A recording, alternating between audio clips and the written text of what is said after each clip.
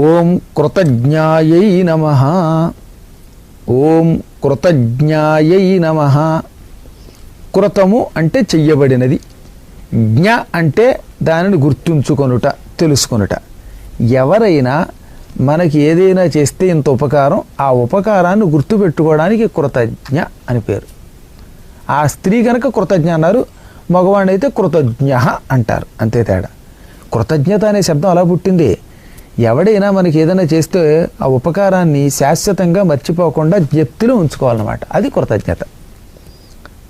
అమ్మవారు తనకి ఎవరైనా పూజ చేసినా, నమస్కారం చేసినా, లేక అమ్మాని రోజు తలుచుకున్నా వారిని ఎప్పుడు తన మనస్సులో పెట్టుకుంటుంది, అస్సలు మర్చిపోదన్నమాట.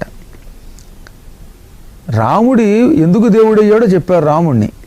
రాముడికి 2 లక్షణాలు ఉన్నాయి. ఎవరైనా మేలు చేస్తే దాన్ని కొండంత చేసి అందరికీ చెప్పేవాట. గుహుణ్ణను పడవెక్కించి గంగానది దాటించాడని 1,00,000 మందికి చెప్పాడు. ఒక శబరి ఇంత పండు పెడితే ఆవిడని మెచ్చుకున్నాడు. అది ఆయన గొప్పతనం. ఎవరైనా అపకారం చేస్తే మాత్రం వెంటనే మర్చిపోయేవాట. ఆయన చేసిన మేలేమో ఎప్పుడు గుర్తుపెట్టుకుంటాట, అపకారం చేస్తే మాత్రం రోజు వాడు ఇలా చేశాడు అలా చేశాడని గుర్తుకు తెచ్చుకోకుండా ఏదో పొరపాటు చేశాడు అని మర్చిపోయేవాట. అందుకని దేవుడయ్యాడు. మనము కూడా కృతజ్ఞులమై ఉండాలి. ఇతరులు చేసిన మేలు గుర్తుపెట్టుకోవాలి. ఇతరులు చేసిన మేలు గుర్తుపెట్టుకున్న వాడికి స్వగృహ ప్రాప్తి వస్తుంది. గుర్తుపెట్టుకోండి. సొంతిల్లు ఎవరికి వస్తుందో చెప్పాడు ధర్మశాస్త్రాలలో, మనుస్మృతిలో, మంత్రశాస్త్రాలలో. చేసిన మేలు మరువని వానికి మాత్రమే సొంత ఇల్లు యోగం ఉంటుంది.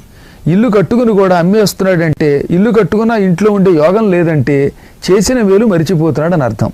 కాబట్టి ఇప్పుడు చేసిన మేలు గుర్తుపెట్టుకోవాలంటే దానికి ఏం చేయాలి అంటే, ఇదిగో ఇప్పుడు ఇందాకనే చెప్పిన నామం చెయ్యాలి. ఓం కృతజ్ఞాయై నమః, ఓం కృతజ్ఞాయై నమః, ఓం కృతజ్ఞాయై నమః. శనివారం నాడు మొదలు పెట్టాలి ఈ మంత్రానుష్ఠానం.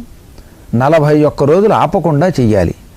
రోజు సూర్యోదయ సమయంలో చెయ్యాలి. అది కూడా శుభ్రంగా తలకి స్నానం చేసి ఆరోగ్యం బాగుంటే, లేదా అన్ని వేళలా కాకపోయినా శనివారం తలకి స్నానం చేసి, కొత్త రోజుల్లో మామూలుగా స్నానం చేసినా పర్వాలా, స్నానం చేసి ఓ చాపో దర్భాసనమో ఏదో ఒక పవిత్రాసనమో వేసుకుని దాని మీద కూర్చుని శుక్లాంబరధరం గురుర్బ్రహ్మ అనే 2 శ్లోకాలు చెప్పుకొని అప్పుడు ఓం కృతజ్ఞాయై నమః అనే ఈ మంత్రాన్ని 108 సార్లు జపం చేయండి. 41 రోజులు ఆపకుండా చేయండి. ఆడవాళ్ళు మధ్యలో అడ్డొస్తే 4 రోజులు ఆపి 5వ రోజు నుంచి కొనసాగించండి. మగవాడు శాశ్వతంగా చేయండి. ఇలా చేస్తే స్వగృహ ప్రాప్తి అవుతుంది. సొంతిల్లు వస్తుంది. వారికి ఉన్న సొంతిల్లు నిలబడుతుంది. అన్నిటికంటే సొంతిల్లు రావాలనే కాదు, అసలు కృతజ్ఞత అనే ఒక గొప్ప లక్షణం ఉండడం వల్ల వచ్చే లాభాలు అన్నీ నీకవు.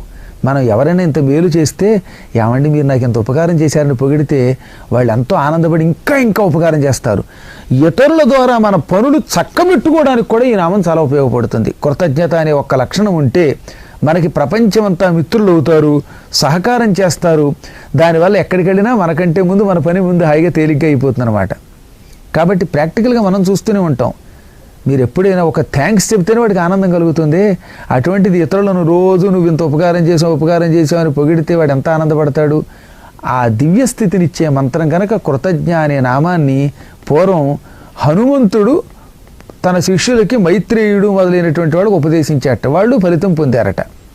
మళ్ళీ గుర్తుపెట్టుకోండి, శనివారం నుంచి 41 రోజుల పాటు విడిచిపెట్టకుండా చేస్తే స్వగృహ ప్రాప్తి, చేసిన మేలు మెరవకుండా ఉండే లక్షణం, దానివల్ల పనులు అవుతాయన్నమాట. మంత్రాన్ని మళ్ళీ ఉచ్చరిస్తున్నాను. ఓం కృతజ్ఞాయై నమః.